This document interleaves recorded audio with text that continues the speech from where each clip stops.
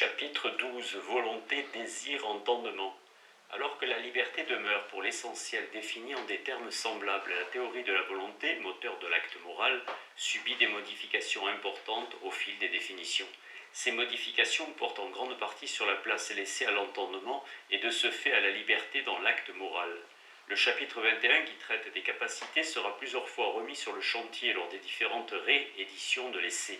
À chaque fois, l'entendement y voit sa place modifiée. La modification la plus importante est à l'introduction du désir et du mésèse dans la psychologie du choix moral. Nous étudierons donc successivement les relations des diverses composantes selon leur ordre d'apparition: volonté et entendement, désir et volonté, mésèse et désir, suspense et entendement, suspens et entendement, pour conclure sur la difficulté de concevoir la place de l'entendement dans la psychologie de l'acte moral. 1. Volonté et entendement. Si la liberté est liée à l'entendement et si volonté et liberté sont d'ordre différent, le troisième rapport, celui de la volonté et de l'entendement, devrait être de pure exclusion. Pour qu'il y ait liberté, il faudrait qu'il y ait pensée, entendement, et l'on ne peut imaginer de place pour l'entendement dans le jeu du déterminisme volontaire. Comme pour toute relation, la question peut être posée en deux sens. Quelle est l'influence de la volonté sur l'entendement? Et quelle est l'influence de l'entendement sur la volonté? Il est remarquable que Locke traite surtout de la première dans les écrits sur la tolérance et de la seconde dans l'essai et les textes qui l'entourent. Le premier aspect de la relation concerne en effet la contrainte. Si l'on peut vous obliger à vouloir, ce qui est possible pour Locke de par sa définition de la volonté, on ne peut obliger à croire, car la pensée est sans lien avec la volonté. L'autre partie de la relation concerne la connaissance. Quelle part de connaissance y a-t-il dans l'acte volontaire? Il s'agit de distinguer l'objet cognitif par rapport à l'objet de la pétition, et c'est la tâche de l'essai. La première édition de l'essai laisse pourtant peu de place à l'entendement comme entité séparée, car plusieurs fonctions en sont exercées par la volonté même.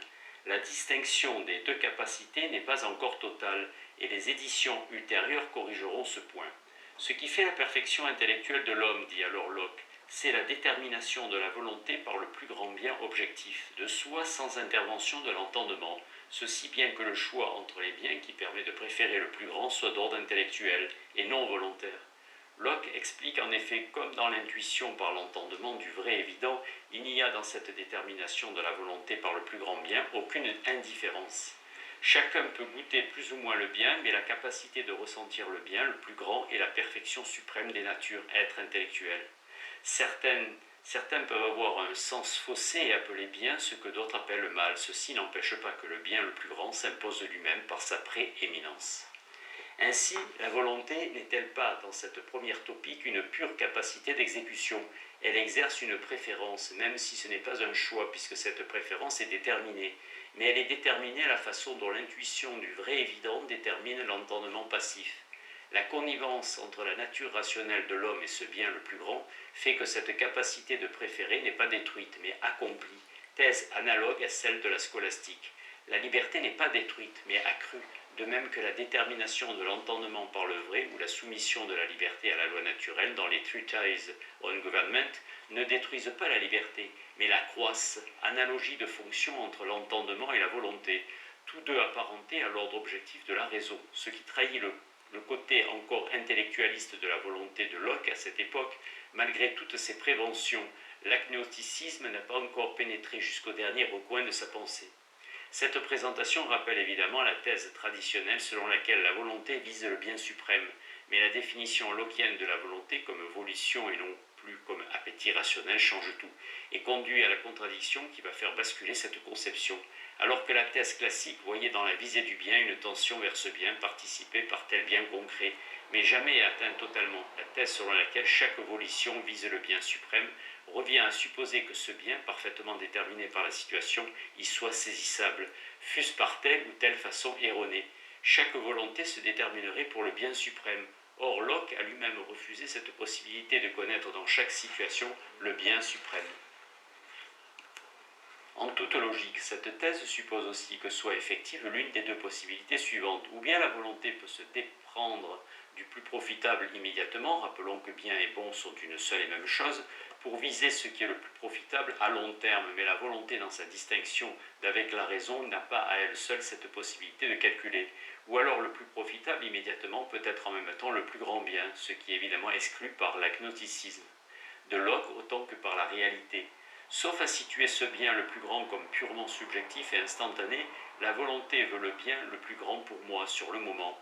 Mais en ce cas, il n'y aurait plus aucune transition possible entre le naturel du désir et la moralité qui doit être au redressement du naturel, et l'homme serait enfermé dans son bien naturel le plus grand, ce qui conduit au relativisme total que Locke veut précisément éviter. Par ailleurs, que la volonté veuille un bien moral est en soi contradictoire. Si la volonté vise un bien plutôt qu'un autre, elle choisit, elle est mêlée d'entendement, cette puissance qui juge. Or, elle doit par principe en être fondamentalement distincte, et rien de ce qui est absent ne peut lui être présent sous la forme d'une idée, comme c'est le cas pour l'entendement. L'exclusion de l'entendement, conjuguée avec la réduction de la volonté aux volitions, aboutit donc à faire de chaque volition un acte déterminé par le bien le plus grand, qui serait perçu, ce qui est une contradiction. En outre, on ne voit pas pourquoi Locke tient à l'idée de liberté, puisqu'aucune latitude de se tromper, de pécher, de choisir n'existe. Absence de liberté parente de l'absence de liberté du dogmatique qui croit connaître immédiatement le vrai. De fait, tout ceci évoque dangereusement le sens moral dont Locke ne veut aucunement. La volonté, parce qu'elle est ici le décalque de l'entendement, est proche d'un sens qui saisit immédiatement comme la vision. C'est d'ailleurs ce que Locke affirme, au moins pour le bien bon le plus proche. Il est désiré sans erreur, ce qui n'est pas gênant tant que ce bien n'a rien de moral, mais le devient quand ce bien est le plus grand. Lorsqu'on connaît la répulsion de Locke pour l'immédiateté en matière de morale, on comprend qu'il ait pris ses distances par rapport à cette première topique. Les éditions ultérieures vont en effet résoudre certaines de ces contradictions et proposer une autre topique, basée sur la distinction du désir et de la volonté. Cette distinction permettra d'inclure l'entendement comme pièce maîtresse de la morale, tout en réduisant plus nettement la volonté à sa fonction d'exécution. Cette solution n'est pas sans lien avec celle de la première édition, puisqu'elle est le développement d'une intuition qui s'y trouve, et la reprise d'une thèse fondamentale de la philosophie de Locke. J'examinerai donc d'abord ce qui, dans la première édition, sera repris dans les suivantes, avant de passer à l'examen de la distinction par la seconde édition du désir et de la volonté. Pour Locke, dès la première édition, le moral est opposé au naturel. Et, si l'on entend par naturel, l'instinctif considéré du point de vue humain. Pour comprendre cette réserve, il faut se rappeler que l'instinctif, considéré du point de vue divin, est voie vers le moral. Le moral est la courbure et la restriction apportée à cet instinctif. Cette opposition s'inscrit dans la distinction déjà évoquée entre le bien naturel et le bien immédiat. Le bien naturel est une satisfaction immédiate produite par l'acte lui-même. Ce bien naturel est le plaisir résultant de l'acte. Le bien moral, par contre, est une satisfaction différée, passant par une décision artificielle de l'autorité. Ce bien moral s'apparente donc à tout bien qui est différé, à tout ce qui procure à distance un plaisir ou une peine. Le moral s'oppose à l'instinctif non pas du fait d'un jugement de valeur, d'un sentiment moral qui goûterait le bien, mais du fait d'une distanciation de la sanction. Le jugement et l'intervention de l'entendement deviennent possibles du fait de cette distance. Le calcul par l'entendement crée l'espace nécessaire à la morale et devient de ce fait responsable de la moralité. Ceci même si l'on ne comprend pas très bien comment peut s'introduire cette distance alors que l'esprit demeure soumis à la détermination de la volonté par le bien le plus grand. Dans cette première édition, le jugement par ailleurs est présenté comme le fruit nécessaire d'un désir de se libérer d'un malaise ou d'une satiété relative. Et ce n'est ici que très secondairement, à la toute fin de son analyse, que Locke met en relation ce jugement avec l'entendement, le dégageant ainsi partiellement de la nécessité du désir. Pour freiner cette précipitation, l'entendement et la raison nous ont été donnés, si nous en usons correctement, pour chercher, voir et juger. Cette allusion rapide tranche avec l'insistance des éditions suivantes, le long développement sur la place centrale de l'entendement et l'affirmation. Sans entendement, la liberté ne serait rien, ne seront insérés que dans la quatrième édition. Même si définir l'entendement comme l'opposé de la précipitation demeure une définition élémentaire, la solution ultérieure est déjà en germe ici. L'entendement se manifeste dans le détour réflexif, dans la durée et non dans l'immédiat. Même si cette affirmation s'oppose à l'instantané de l'intuition, on sait déjà que cette ambiguïté de l'entendement est essentielle. L'intuition instantanée est le passage à la limite de l'œuvre pénible de la déduction ou du jugement. C'est dans la dimension temporelle que s'affirme de plus en plus la moralité. à l'instant qui est le lieu de l'instinct et de l'immédiat et d'un certain naturel, s'oppose à la durée de l'entendement et du moral, et d'un autre naturel. La précipitation s'oppose à l'examen critique, à l'œuvre, au mérite. Mais ce qui est un avantage est compensé par un inconvénient. Les distinctions de raison entre les diverses capacités sont réalisées sous la forme d'actes successifs. La juxtaposition temporelle des capacités est une simplification qu'il nous faudra critiquer en son temps. 2. Désir et volonté. Cette extension du rôle de l'entendement ne peut se faire qu'aux dépens de la volonté. C'est pourquoi, au fil des rédactions ultérieures, la part de la volonté va diminuer. Elle ne visera désormais le plus grand bien que dans le sens où il s'agit d'un bien naturel, et non d'un bien moral. Tout bien naturel sera le plus grand pour la volonté à ce moment, dans la mesure où elle ne peut choisir. Toute élection, toute distinction entre les biens sont retirées à cette volonté aveugle. Ces fonctions reviennent désormais à l'entendement et dès lors, il faut repenser la coordination, ou plutôt la juxtaposition des capacités. Auparavant, la volonté était à la fois puissance de désir, appétition, disaient les scolastiques, puissance d'élection, ce qui revient à l'entendement à cause de la part intellectuelle de cet acte, et puissance d'exécution, ce qu'elle conserve seule. Il faut maintenant distinguer nettement ces trois fonctions. Une pure appétition sans élection, une élection purement intellectuelle, et une force d'exécution sans appétition ni élection qui succède aux deux premières.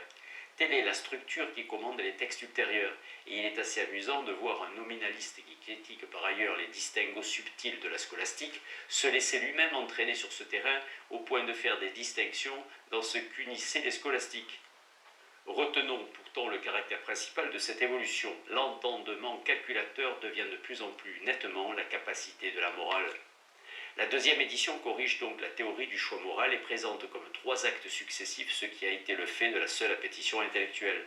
La correction la plus manifeste porte sur la distinction entre désir et volonté. Locke énonce lui-même la modification avec une humilité suffisante. Il ne redoute pas, dit-il, de modifier ses opinions quand la vérité lui oblige. Mais cette modification en entraîne une autre qui porte sur le statut de l'entendement en morale, et les deux modifications sont liées. Chez Locke, donner une plus grande part à l'entendement implique que la nature soit repensée et que soit mieux distinguée nature effective de l'être de passion et nature théorique de l'être de raison. Car l'entendement a pour fonction d'intervenir entre les deux, de les lier et de manifester leur accord essentiel.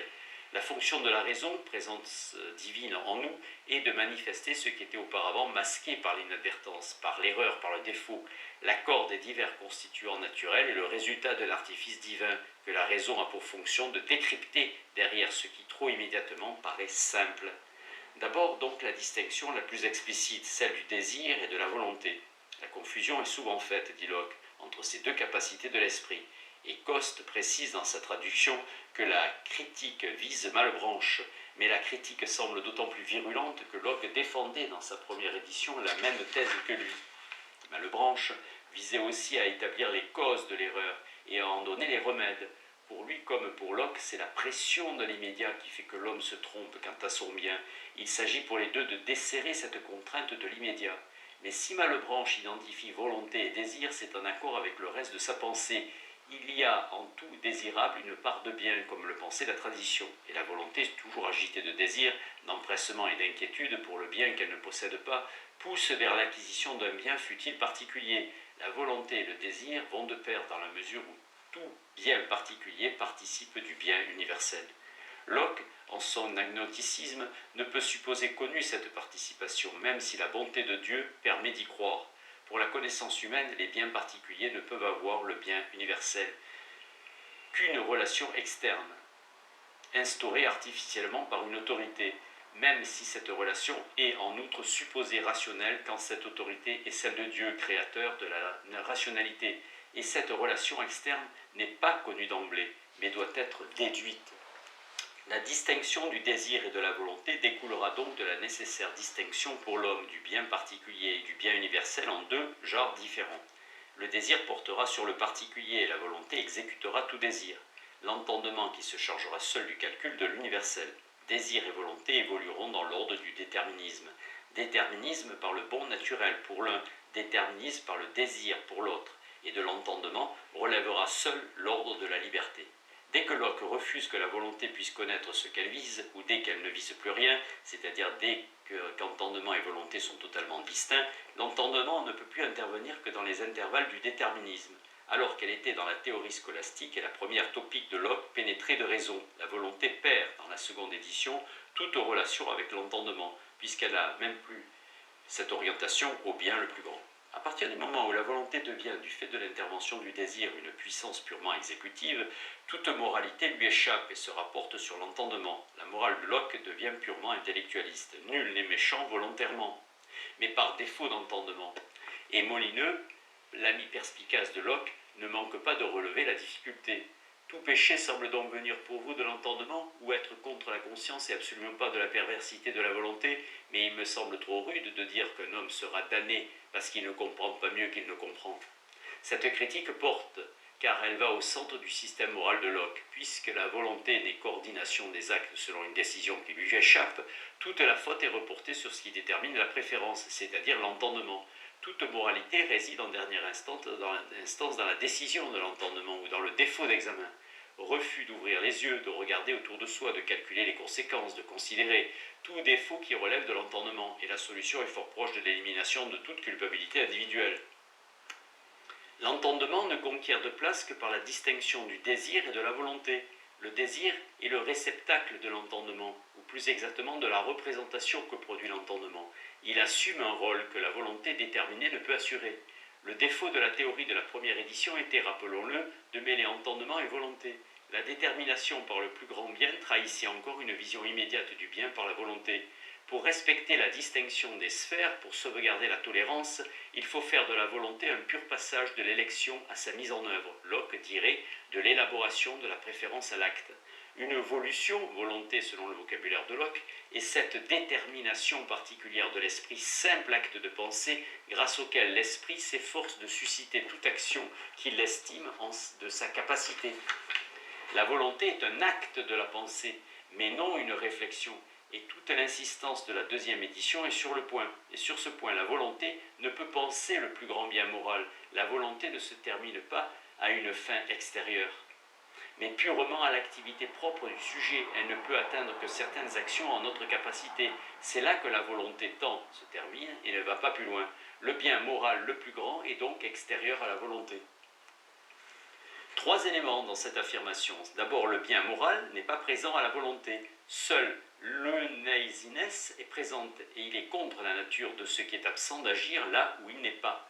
Référence au problème classique en cette période de réflexion sur la gravitation newtonienne de l'action à distance déjà utilisée pour l'idée. Et pourtant, Locke enchaîne. L'idée certes en est présente, mais pas comme un bien. C'est donc qu'il doit y avoir présence du bien, comme de tout objet de pensée, mais cette présentation doit être dédoublée. La présence cognitive ne peut suffire à l'ordre pratique. Il doit donc y avoir une présence pratique, présence au désir et non seulement à l'entendement. Cette affirmation était implicite dans la distinction entre entendement et volonté, mais Locke n'en avait pas encore tiré toutes les conséquences. Conjuguée avec le caractère purement exécutif de la volonté, cette affirmation entraîne l'exigence d'une instance propre de la représentation pratique. Deuxième élément, il y a une différence fondamentale entre la pure spéculation inactive et ce qui met en œuvre la volonté. Locke l'avait déjà mentionné dans sa critique de l'inéisme. Le vrai et le bien sont d'ordre différent. Nous avons vu également que principe spéculatif et principe pratique ne pouvaient se confondre. Le problème constant chez Locke du rapport entre agir et penser se manifeste à nouveau dans la question comment associer ce que l'entendement voit et ce que la préférence élit. Locke utilise dans les deux cas concernant l'entendement et concernant la pratique le même terme de bien, mais il y a équivoque. L'entendement vise le bien au sens classique du mot, celui que l'on pense et représente avant de l'éprouver, alors que le bien visé dans l'agir est d'ordre purement pratique, éprouvé par le plaisir et défini par lui, qui dira le lien entre les deux. Deuxièmement, l'argument que Locke utilise ici pour prouver la différence entre l'ordre spéculatif et l'ordre pratique est circulaire, en ce qu'il dépend directement de sa définition de la volonté. Si nous étions toujours déterminés par le bien que nous voyons, dit-il, nous le ferions toujours.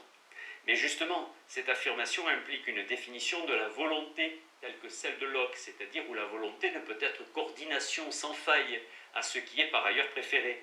La distinction entre le pratique et le spéculatif, qui est le deuxième élément de cette conception, est un présupposé que Locke utilise sans le démontrer véritablement. Troisième élément de l'affirmation, le bien pratique n'est pas une idée, mais ce qui apporte le plaisir, et le plaisir ne peut être que ressenti. Il ne peut donc être plus grand ou plus petit qu'un autre dans l'instant où il est ressenti. On peut parler de bien plus grand ou petit dans un contexte de rectitude, c'est-à-dire de comparaison et de jugement par l'entendement. En termes de volonté, c'est-à-dire là où se situe dans l'instant de l'exécution, il ne peut y avoir de comparaison spéculative. Seule presse la détermination immédiate, sans que l'une soit plus forte qu'une autre. Il est utile de noter qu'à cette étape de la rédaction de l'essai, Locke se prive d'une solution à laquelle il avait fait un moment appel. Il aurait pu conserver la comparaison des biens en l'attribuant à une réflexion sur des biens passés. Il est possible de comparer deux passions une fois leur action achevée, ou encore à l'imagination qui permet de transcender le temps. Locke avait, dans un brouillon du chapitre sur la morale, envisagé de faire de l'imagination un des lieux de la morale.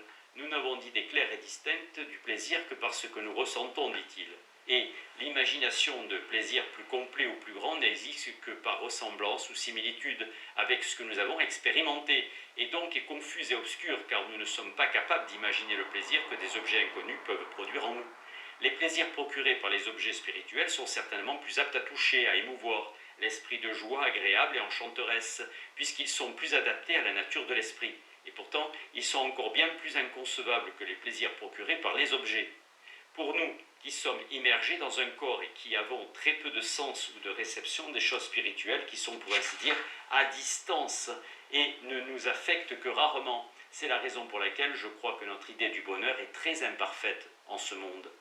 En cette étude des passions antérieure de 14 ans à la publication de l'essai, se dessine à la fois la difficulté fondamentale et la solution qui lui sera donnée. La difficulté est évoquée ici par les termes de vision, de perception à distance et par l'affirmation que des choses conçues peuvent nous affecter. La solution ébauchée consiste à faire reposer sur l'imagination le débordement du présent vers l'inconnu. De même que l'imagination permet la formulation des hypothèses, la formulation d'analogies. De même, la morale permettrait de passer de l'expérimenté à l'inexpérimenté, par ressemblance et comparaison. Cette imagination donnerait un objet à l'amour, qui peut viser l'absent, alors que le désir ne peut viser que le présent, le possible et le plus facile à atteindre. L'imagination aurait permis de passer, comme chez Hume, de l'expérience passée du plaisir à l'expérience future et d'intégrer dans la pratique un élément cognitif faisant le lien entre diverses expériences. Pourtant, dans l'essai, Locke écartera de la vie réglée toute intervention de l'imagination. Cette capacité est trop liée à toutes les déformations de la vie intellectuelle. Faute d'imagination, dès la première édition, Locke n'explique plus comment l'amour vise un bien absent, et cette éviction de l'imagination libère une place pour l'entendement. Il remplaçait déjà l'imagination dans les fonctions positives de la démonstration, la sagacité. Il la remplace de même dans les fonctions positives de la délibération, en dominant le temps et en permettant une certaine présence de bien absent auprès du désir. 3. Désir et uneasiness. Pour le désir, l'idée de bien inatteignable, impossible à distance, est un non-sens. Il n'y a pas de désir de tel bien, mais de simple velléité. Par contre, un bien représenté est l'objet et le moteur du désir. Cette fonction de représentation, désir 2, semble tellement absorber le désir qu'une autre instance semble exiger pour assurer la permanence de l'affectivité. De fait, dès la seconde édition, l'uneasiness est introduite aux côtés du désir, mais de façon tellement massive qu'on ne saisit pas de suite quelle est encore l'utilité du désir. Pour tenter d'y voir clair, disons que l'uneasiness ou mésèse prend en charge la dimension purement pratique et que le désir proprement dit prend en charge la dimension représentative. Coste disait déjà, en note de sa traduction, que ce terme était intraduisible, car inquiétude n'exprime pas précisément la même idée. Par uneasiness, l'auteur entend l'état d'un homme qui n'est pas à son aise, le manque d'aise ou de tranquillité dans l'âme, qui à cet égard est purement passive. Coste préfère écrire inquiétude en italique. La difficulté vient, entre autres, de ce que le terme a des connotations malebраnchistes, auxquelles fait référence Coste. Pour Malebranche, l'inquiétude participe au vouloir divin qui s'exprime en notre affectivité, d'où cette activité et cette ordination au bien le plus grand dont est dépourvue l'inquiétude de Malebranche. Cette passivité de l'âme dans l'uneasiness justifie la distinction d'avec le désir qui se porte activement vers un bien représenté. J'ai préféré, pour éviter les confusions, laisser le mot en anglais ou utiliser le néologisme « mésèse ». La confusion du désir et de l'uneasiness en de nombreux passages est en effet troublante. À l'égard de la volonté, chacun des deux joue le même rôle et l'on peut se demander ce qui les distingue. La réponse semble être la suivante, ce sont les deux faces d'une même passion. Le désir est en effet un mode particulier du genre uneasiness. L'uneasines remplit la fonction de la présence, mais cette présence se fait sous le mode négatif du manque, comme si cette inversion permettait d'éviter le problème de la représentation du spéculatif. L'absence du bien, en ces deux acceptions, absence du bien le plus grand et absence du bien proche conçu mais non vécu, est compensée par la présence d'une insatisfaction. Il ne faut donc pas se laisser prendre par la forme négative du terme. Par l'uneasines, le bien est présent sous la forme d'une appétition, mais sans représentation. Pour certifier ce caractère positif de l'uneasines, il suffit de songer à la douleur qui la caractérise et la composition du terme même. La douleur qui la caractérise n'est pas le mal fermé sur lui-même, elle est ouverture à autre chose par la fuite. Et la forme négative du terme désigne son inverse. L'uneasines est plus que la souffrance. Il est intentionnel en ce qu'il désigne dans l'élément affectif une place qui rend easy. Mais l'uneasines ne représente pas ce qui lui manque. Il est aveugle par sa présence massive dans l'affectivité et il a besoin de son autre face, le désir, qui est la forme de l'uneasines liée à l'absence de tel plaisir déterminé. Il ajoute à la détermination qui manque l'insatisfaction, car tout uneasines meut la volonté, mais seul le désir, qui est une uneasines de l'esprit par besoin d'un bien absent, peut être le lieu d'une détermination par l'entendement.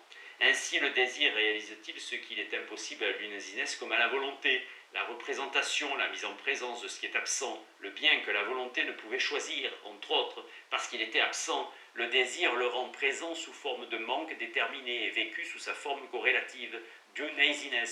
Cette possibilité de représenter tient à la possibilité pour le désir d'être déterminé par l'entendement. C'est ce qui le distingue de l'amour qui est intraitable, alors que le désir, avec l'espérance, peut être dominé par la raison et la considération pour se fixer sur des choses pénibles et gênantes quand c'est un moyen en vue d'un autre bien. Par son lien double avec l'uneasines dont il est un mode d'une part, avec l'entendement qui abarre sur lui d'autre part, le désir est un pouvoir mixte. Il est analogue de ce qui devait être la volonté dans la première édition. Il est de même ordre que la volition, supérieure à la velléité et au simple souhait. D'ailleurs, désir remplace volonté dans les passages repris de la première édition dès qu'il s'agit d'élection. C'est désormais le désir qui peut être élevé au niveau du plus grand bien et de ce fait engendrer une uneasines proportionnée. Le désir assume les anciennes prérogatives de la volonté dans sa relation avec l'entendement. L'entendement peut lui faire goûter tel bien, relation plus lâche que la détermination. Et du fait même, la volonté se réduit à la pure mise en exécution d'un acte à la suite d'une pensée qui vient d'ailleurs. Le désir goûte la découverte de l'idée de certains biens qui pourraient procurer un plaisir. Il est ainsi lieu de rencontre du théorique et du pratique, rencontre refusée à toute autre entité, et il engendre son autre face, l'uneasines, dans la mesure où le bien est à portée de sa réalisation. Il est vrai qu'en soi, le désir, pas plus que la volonté, ne vise le plus grand bien qui soit, il ne vise que le bonheur. Bien et bonheur diffèrent donc encore ici, c'est justement la fonction de l'entendement, de les lier par l'anticipation et le calcul qu'il est capable de réaliser. Le lieu de cette intervention est maintenant connu, il reste à en déterminer le mode.